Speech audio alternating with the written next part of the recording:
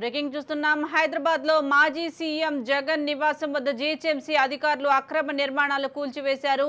Lotus pond లోని తన నివాసం వద్ద జగన్ భద్రత కోసం చేపట్టిన నిర్మాణాలపై జీహెచ్ఎంసీ అధికారులు కొరడా జొలిపించారు. రోడ్డును ఆక్రమించి చేపట్టిన నిర్మాణాలను అధికారులు నేలమట్టం చేశారు.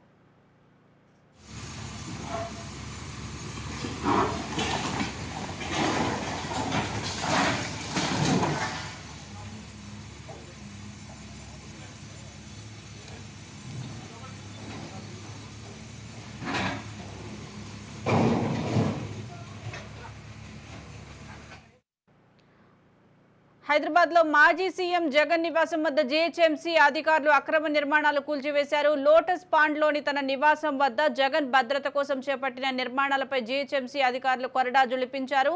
రోడ్డును ఆక్రమించి చేపట్టిన నిర్మాణాలను అధికారులు నేలమట్టం చేశారు. దీనికి సంబంధించి మోర్ అప్డేట్స్ మా క్రైమ్ బ్యూరో చీఫ్ ఇన్నారెడ్డి అందిస్తారు. ఇన్నారెడ్డి.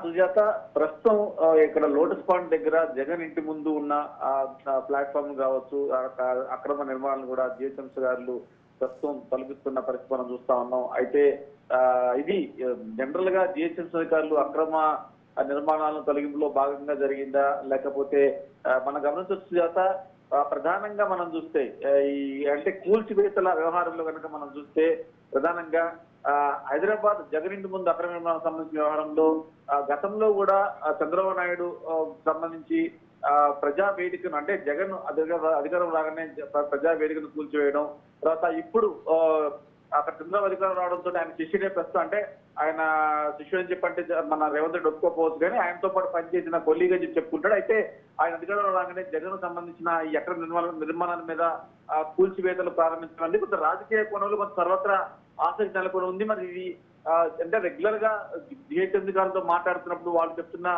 విషయాన్ని మనం గమనిస్తే ఇదంతా కూడా చట్ట పరిధిలో మేము రెగ్యులర్ గా చేస్తున్న ప్రాసెసింగ్ లో మాత్రం చెప్తున్నాం. అనిగట్టుకొని కావాలని ఈ రోజు లోటస్ పాండ్ దగ్గర ఉన్న ఈ అక్రమ గదులను అంటే ఆయన సెక్యూరిటీ కోసం ఏర్పాటు చేసిన అంటే ఎక్కడన్నా ఆయన హైదరాబాద్ వచ్చినప్పుడు సెక్యూరిటీ కోసం ఏర్పాటు చేసిన గదులు ఏమైతే ఉన్నాయో వాటి కూల్చివేతకు సంబంధించి ఇది అక్రమ నిర్మాణాలు కాబట్టి మీకు ఎలాంటి అనుమతులు లేవు కాబట్టి మేము కూల్చివేస్తున్నామని చెప్తున్నా కూడా జిహెచ్ఎంసీ అధికారులు చెప్తున్న పరిస్థితి. మరి మొత్తం మీద ఈ అక్రమ నిర్మాణాలకు సంబంధించి రాజకీయ కోణం లేదు అని చెప్పేసి ఒకవైపు అధికారులు చెప్తున్నాను కూడా. మరి సోషల్ మీడియాలో మాత్రం టిట్ ఫర్ టాట్ అంటే ఆయన గతంలో ఎలా చేశాడు, ఇప్పుడు జరగబోయే పరిణామాలు చాలా తీవ్రంగా ఉంటాయి.